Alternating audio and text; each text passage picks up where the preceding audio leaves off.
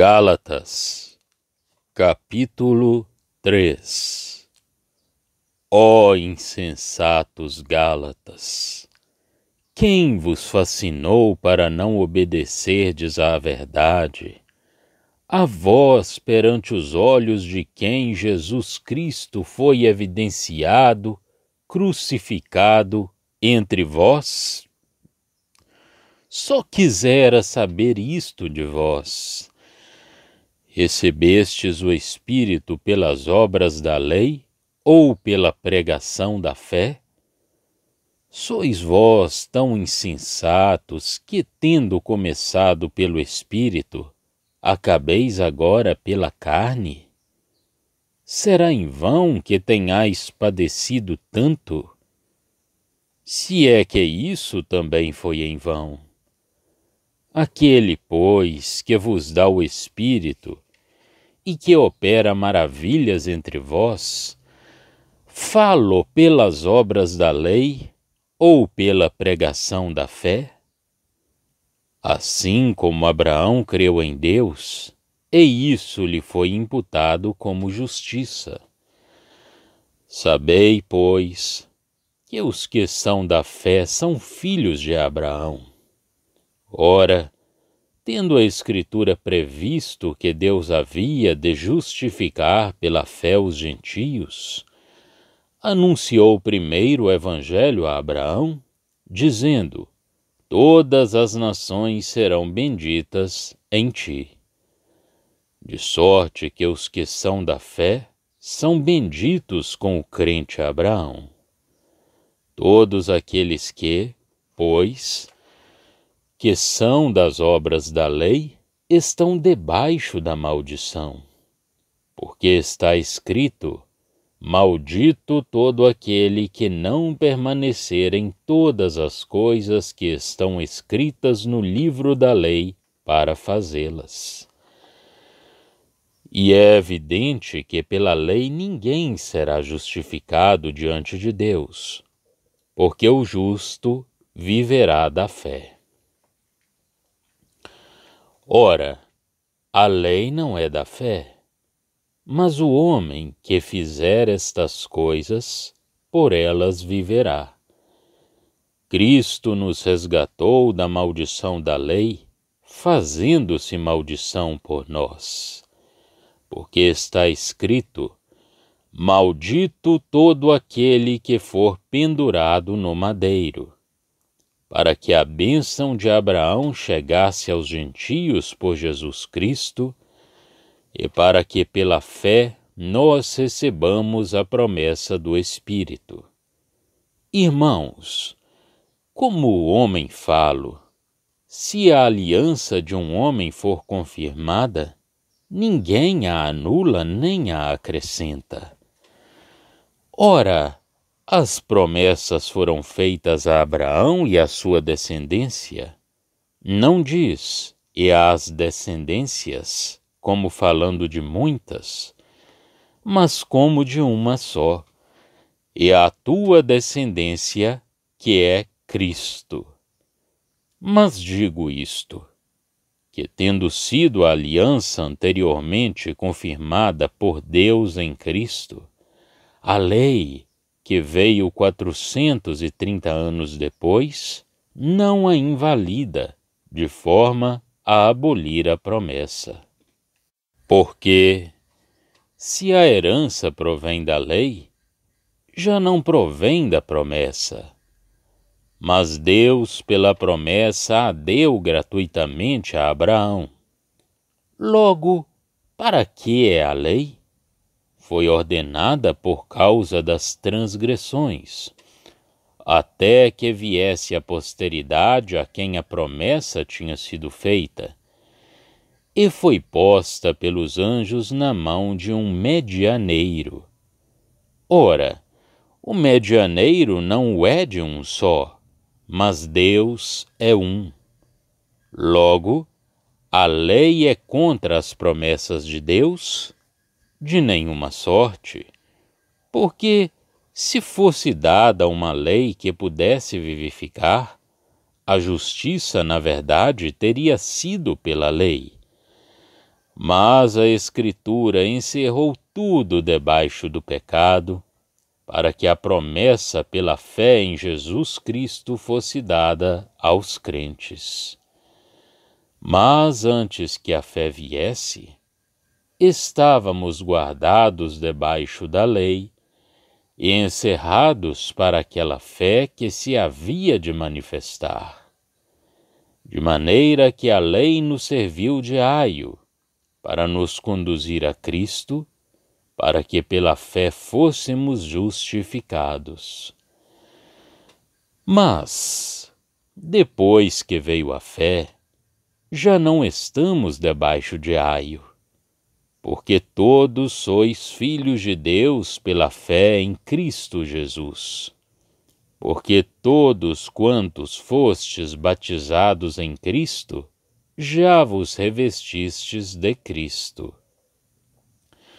Nisto não há judeu nem grego, não há servo nem livre, não há macho nem fêmea, porque todos vós sois um em Cristo Jesus. E se sois de Cristo, então sois descendência de Abraão e herdeiros, conforme a promessa. Gálatas, capítulo 3. É este pensamento que desperta os grandes sentimentos do apóstolo. Ó insensatos Gálatas, continua ele, quem vos fascinou? Cristo tinha sido representado perante os seus olhos como crucificado. A loucura deles parecia mais espantosa ainda em face do que tinham recebido, perante aquilo de que, de fato, gozavam sob o Evangelho e dos seus sofrimentos por causa desse mesmo Evangelho. Tinham eles recebido o Espírito por obras feitas sobre um princípio legal, ou por um testemunho que a sua fé tinha recebido? Tendo começado pelo poder do Espírito, quereriam eles agora elevar-se à perfeição pela carne? Tinham sofrido pelo Evangelho, pelo puro Evangelho, não misturado com o judaísmo e com a lei. Tudo isso era, pois, em vão? Mais ainda, aquele que lhes comunicava o Espírito e fazia milagres no meio deles, fazia-o por obras realizadas sobre um princípio legal, ou em relação com um testemunho que a fé recebia? Abraão creu em Deus, e isso lhe foi imputado como justiça. Era o princípio estabelecido por Deus no caso do Pai dos crentes. Por conseguinte, aqueles que se colocavam, pela graça, sobre o princípio da fé, esses eram os filhos de Abraão. E a Escritura, prevendo que Deus justificaria os gentios pela fé, tinha anunciado antecipadamente esse evangelho a Abraão, dizendo-lhe: todas as nações serão benditas em ti. A epístola é, necessariamente, elementar, porque os Gálatas abandonavam o fundamento e o apóstolo insiste sobre esse fato.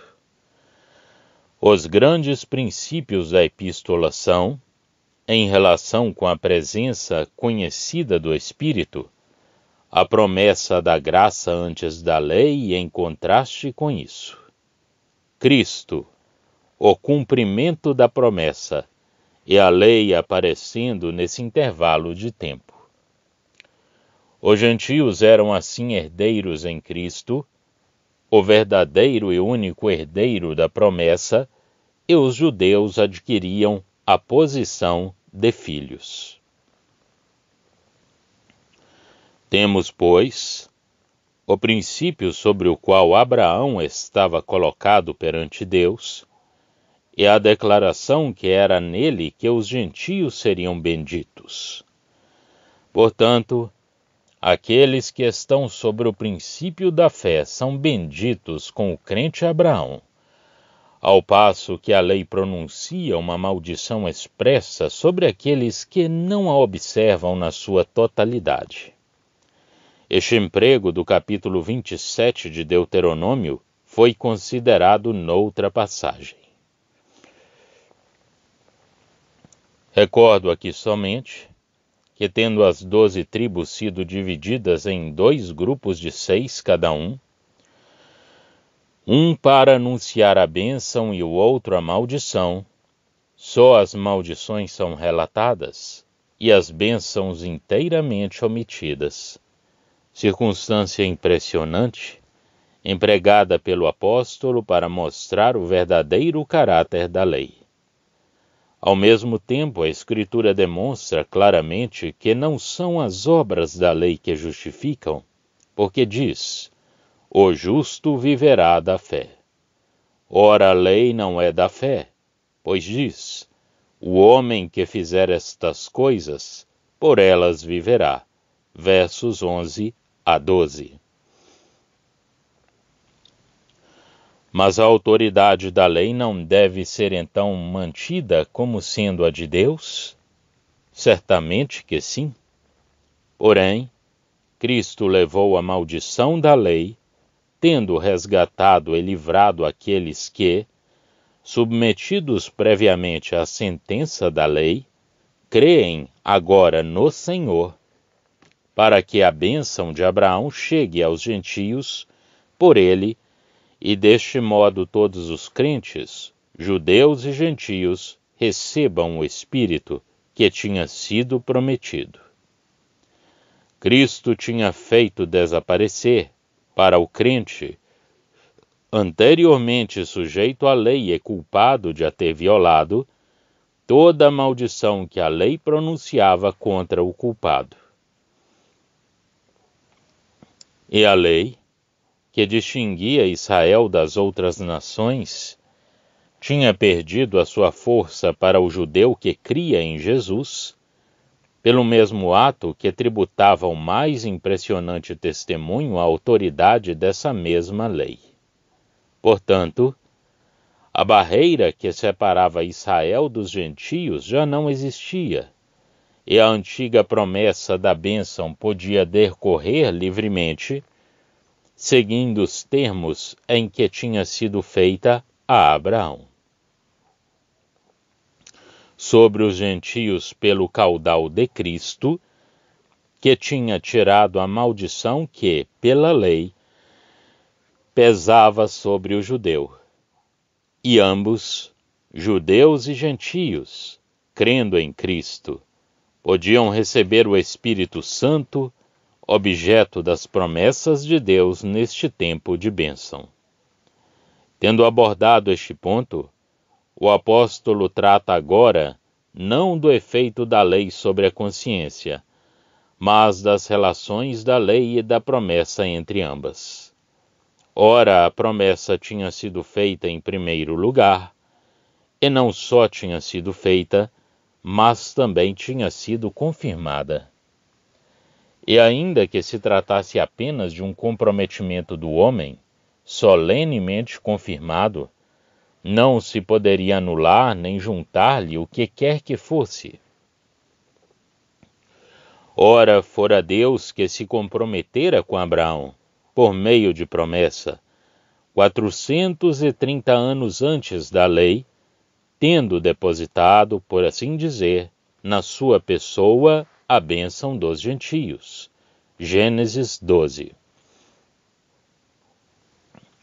Essa promessa foi confirmada à sua semente. Gênesis 22, e a uma só. As promessas relativas às bênçãos temporais de Israel foram feitas a Abraão e à sua posteridade, e foi dito mais que essa posteridade seria numerosa como as estrelas. Mas aqui Paulo não fala das promessas feitas aos judeus, e sim da bênção concedida aos gentios. Ora, a promessa da bênção aos gentios foi feita somente a Abraão, sem mencionar a sua posteridade. Gênesis 12. E como o apóstolo diz aqui, ela foi confirmada a sua posteridade sem nomear a Abraão. Gênesis 22. Unicamente na pessoa de Isaque, tipo do Senhor Jesus, oferecido em sacrifício e ressuscitado, como Isaque o foi em figura. Assim, a promessa foi confirmada não em Cristo, mas a Cristo, verdadeira posteridade de Abraão. Verso 16. É deste fato, de as promessas terem sido confirmadas a Cristo, que depende todo o raciocínio do apóstolo. Compreende-se a importância do fato típico, a saber, que a promessa foi confirmada a Isaque após o seu sacrifício e ressurreição figurados. Sem dúvida que aquela que realizou essa figura assegurou desse modo as promessas feitas a Davi, mas ao mesmo tempo o muro de vedação foi destruído. Doravante a bênção pode ocorrer sobre os gentios do mesmo modo que sobre os judeus, em virtude da expiação realizada por Cristo. Agora o crente, feito justiça de Deus em Cristo, pode ser selado do Espírito Santo que tinha sido prometido. Uma vez que se tenha apreendido o alcance dos capítulos 12 e 22 de Gênesis, no que concerne às promessas de bênção feitas aos gentios, vê-se muito claramente o fundamento em que assenta a argumentação do apóstolo. Não nos é dito às sementes, mas sim a tua semente, e esta semente é Cristo. Um judeu não ousaria negar este último ponto. Agora, vindo a lei, tanto tempo depois, não poderia anular a promessa anteriormente feita e solenemente confirmada por Deus, de modo que a promessa não tivesse o seu efeito, porque se a herança assentasse sobre um princípio legal, já não era sobre o princípio da promessa. Ora, Deus deu a Abraão por promessa. Verso 18. Qual, pois, a razão de ser da lei, uma vez que a promessa imutável já tinha sido dada, e que a herança devia caber ao objeto dessa promessa, sem que a lei lhe pudesse alterar o que quer que fosse? É que há uma outra questão entre a alma e Deus, ou, se quisermos, entre Deus e o homem, a saber, a questão da justiça. A graça, que quer dar a bênção e que antecipadamente a promete, não é, para nós, a única fonte de bênção. A questão da justiça, a questão do pecado e da culpabilidade do homem, deve ser regulada com Deus. Ora, a promessa, que era incondicional e feita a Cristo, não suscitava a questão da justiça. Mas era necessário que ela fosse suscitada, e em primeiro lugar, requerendo a justiça da parte do homem, que era responsável de dela se revestir e de nela andar perante Deus. O homem devia ter sido justo perante Deus. Ora, o pecado já lá estava quando a lei foi dada, e na realidade foi para manifestar o pecado que a lei interveio. Na verdade, o pecado estava lá, e a vontade do homem era rebelde a Deus. Mas a lei fazia sobressair a força dessa má vontade e manifestava o seu inteiro desprezo por Deus, transpondo a barreira que a proibição de Deus levantava entre ela e os seus desejos. A lei foi introduzida para que houvesse transgressões, não, como vimos já ao estudarmos a Epístola aos Romanos, onde este mesmo assunto é tratado, para que houvesse pecado, mas sim para que houvesse transgressões pelas quais a consciência do homem pudesse ser atingida e a sentença de morte, de condenação, ser tomada sensível ao seu volúvel e indiferente coração. A lei foi, pois, introduzida entre a promessa e o seu cumprimento, para que o verdadeiro estado moral do homem fosse posto em evidência. Ora, as circunstâncias em que a lei foi dada mostravam claramente que a lei não era, de modo nenhum, um meio do cumprimento da promessa, mas que, pelo contrário, colocava o homem num terreno totalmente diferente. A lei dava ao homem o conhecimento do que ele era e fazia-lhe compreender ao mesmo tempo a impossibilidade de permanecer perante Deus na base da sua própria responsabilidade. Deus tinha feito uma promessa sem condições à posteridade de Abraão. Ele a cumpriria infalivelmente, porque ele é Deus. Mas a comunicação da lei não foi feita e imediata da parte de Deus. A lei é ordenada por anjos. Não foi Deus que, simplesmente falando, se comprometeu a si próprio pela sua palavra com a pessoa em favor da qual a promessa devia cumprir-se. Os anjos de glória, que não tinham nenhuma parte nas promessas, porque eram anjos que brilhavam na glória do Sinai, ver o Salmo 68, revestiram pela vontade de Deus do esplendor da sua dignidade a proclamação da lei. Mas o Deus dos anjos e de Israel mantinha-se à parte, escondido no seu santuário de nuvens, de chamas e de espessas trevas. Estava cercado de glória, tornava-se temível na sua magnificência, mas não se mostrava a si mesmo. Tinha dado a promessa em pessoa. Um mediador trazia a lei. Ora, a existência de um mediador supõe necessariamente duas partes. Mas Deus é uno, e isto constituía o fundamento de toda a religião dos judeus. Havia, portanto, uma outra parte da qual dependia a estabilidade da aliança feita no Sinai. E, com efeito, Moisés subia e descia do monte, relatando as palavras do Senhor a Israel e levando a resposta de Israel, que se comprometia ao cumprimento daquilo que o Senhor lhe impunha como condição do gozo que lhe tinha sido prometido.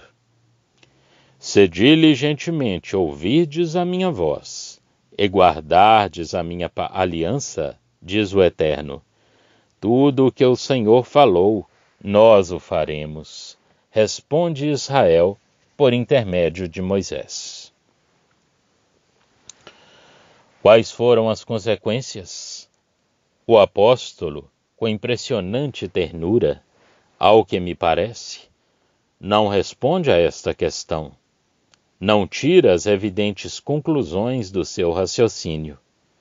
O seu alvo era mostrar a diferença que há entre a promessa e a lei, sem ferir inutilmente o coração de um povo que ele amava. Pelo contrário, esforça-se logo para impedir que ficassem escandalizados com o que ele tinha dito, desenvolvendo ao mesmo tempo a sua tese. É a lei contra as promessas de Deus? De modo nenhum. Verso 21. Se uma lei, capaz de dar a vida, tinha sido dada, então a justiça, porque está ali o tema desta passagem, teria sido pela lei. O homem, possuindo uma vida divina, ter-se-ia achado justo da justiça que ele teria cumprido. A lei prometia a bênção de Deus mediante a obediência do homem. Se ela tinha podido dar a vida ao mesmo tempo, essa obediência teria existido. A justiça teria sido cumprida à razão da lei, e aqueles aos quais a promessa tinha sido feita teriam gozado do seu cumprimento em virtude da sua própria justiça. Ora, foi precisamente o contrário que sucedeu, porque ao fim e ao cabo, o homem, judeu ou gentio, é pecador por natureza. Sem lei, é escravo das suas desenfreadas paixões. Sob a lei, mostra a força das suas paixões, violando-as. A Escritura incluiu a todos sob o pecado, para que a promessa, pela fé em Jesus Cristo, fosse cumprida em favor daqueles que creem. Ora, antes de vir a fé, quer dizer, a fé cristã, como princípio de relação com Deus, antes que a existência dos objetos positivos da fé na pessoa, na obra e na glória de Cristo o homem, fosse tornada o meio de estabelecer a fé do Evangelho, os judeus tinham sido guardados sob a lei, tinham sido encerrados, tendo em vista o gozo do privilégio que havia de vir. A lei tinha sido assim para o judeu, como um aio até a vinda de Cristo, para que fosse justificado sobre o princípio da fé. Enquanto esperava, não estava sem freio. Era guardado à parte, não menos culpado que o gentio, mas separado para uma justificação, cuja necessidade era evidenciada pela lei, que ele não cumpria, mas que exigia justiça da parte do homem, mostrando assim que Deus queria essa justiça. Mas logo que a fé viesse, aqueles que até ali tinham sido submetidos à lei, já não ficavam sob a sua tutela, que os abrigava somente até ao aparecimento da fé. Porque esta fé, colocando o homem imediatamente em presença de Deus, e fazendo do crente um filho do Pai de glória, já não deixava lugar para os cuidados do aio, empregado durante a infância, daquele que era agora livre, em relação direta com o Pai. Assim, o crente é um filho em relação imediata com seu Pai, com Deus, sendo manifestado o próprio Deus. Ele é filho, porque todos aqueles que foram batizados para terem parte nos privilégios que estão em Cristo, estão revestidos de Cristo. Não estão perante Deus como judeus ou como gentios, como escravos ou como homens livres. Homens e mulheres estão perante Deus segundo a sua posição em Cristo, todos como sendo um só nele. Cristo é para todos a medida comum e única da sua relação com Deus. Mas Cristo é, como vimos, a única posteridade de Abraão. Ora, se os gentios estão em Cristo, entram, por conseguinte, nessa privilegiada posição. Eles são, em Cristo, a posteridade de Abraão e herdeiro segundo a promessa feita a essa posteridade. Deste modo, a posição relativa do judeu, embora piedoso, antes da vinda de Cristo, e a do crente, judeu ou gentio, quando Cristo foi revelado, são claramente verificadas. O apóstolo resume a diferença existente entre essas duas posições no começo do capítulo seguinte. Já estão disponíveis para leitura os comentários do Novo Testamento e do Antigo Testamento de João Nelson Darby. Estão nos formatos de livro, e-book, também aplicativo para o celular Android. Visite o nosso site www.palavrasdoevangelho.com.